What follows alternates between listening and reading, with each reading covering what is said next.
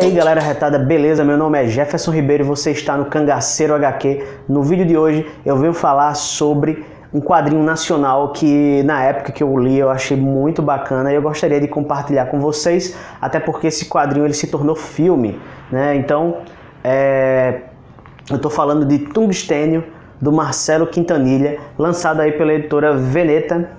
E acho que esse é um lançamento de 2014, mas que você encontra aí, não é tão complicado achar e é muito bom. Com relação ao acabamento, né, nós temos aí capa dura, papel cochê e a história ela é em preto e branco, beleza? Muito boa mesmo. Então, sobre esse nome, né, tungstênio, né, eu fui pesquisar e eu vi que é um elemento químico, né, que só é encontrado na natureza combinado a outros elementos. E aí, foi aí que eu percebi que tem a ver sim com a história em si, porque o que acontece, o que é tungstênio, o que é esse quadrinho aqui sensacional? São histórias, né, na verdade esse quadrinho ele é a combinação de várias histórias, né, e assim, elas aparentemente parecem um pouco aleatórias, mas elas vão se ligando, tá entendendo? Elas dependem um pouco uma da outra e assim, é difícil você ver esse tipo de narrativa, né, onde são vários personagens vivendo suas vidas e em um determinado momento suas vidas se chocam.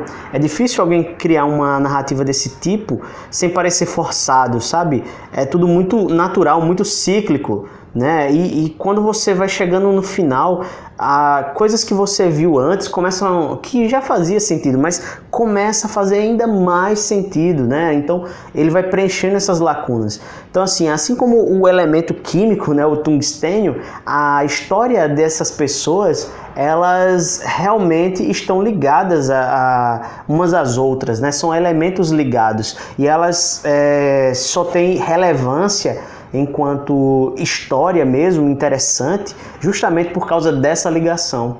Então, como eu disse, são várias histórias, então obviamente são vários personagens. Nós temos aí então o jovem Caju, que é essa história na verdade ela se passa em Salvador, na Bahia, né, no Forte Monte Serra. E assim, né, vocês podem até ver algumas fotos, né? Eu acho que vou colocar umas aí para vocês terem uma noção do local. E é muito bem caracterizado aqui na arte do Marcelo Quintanilha. Enfim, nós temos, voltando ao personagem, nós temos aí o jovem Caju, que ele é um vendedor de drogas, né? O bicho é um aviãozinho, né? E é o contato de um policial chamado Richard.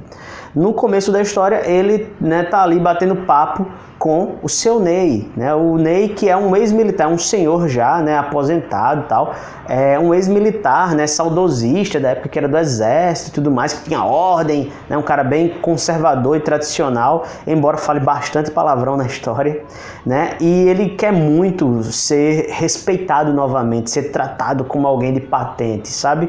E ele é sempre aquele tiozinho que acha que conheceu tudo no mundo e quer sempre ter razão, você nunca tá correto. Pronto, é o Ney, né? E nós temos aí então o próximo personagem, que é o Richard, que é um policial linha dura. O cara é aquele cara bem grosso assim e que vive no limite. A vida do Richard é uma vida perigosa em que ele não pensa muito, ele simplesmente se joga nas situações e aparentemente tem dado muito certo para ele, né? Até então.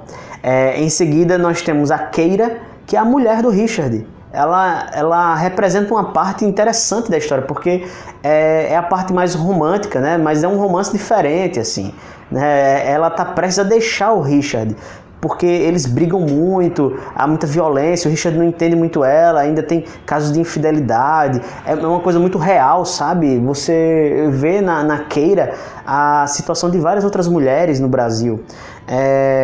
E por fim, nós temos aí uns pescadores, né? Não revelam bem os nomes dos caras assim, aliás, revela, né, uns apelidos dele lá, mas temos esses pescadores que estão pescando no começo da história e é isso que vai desencadear uma série de situações usando explosivos, né? Acredito eu que isso seja ilegal, o cara joga lá umas bombas e depois os peixes começam a boiar, né? Então, nós temos então esses vários pontos de vista que começam a se ligar, essas histórias começam a se entrelaçar.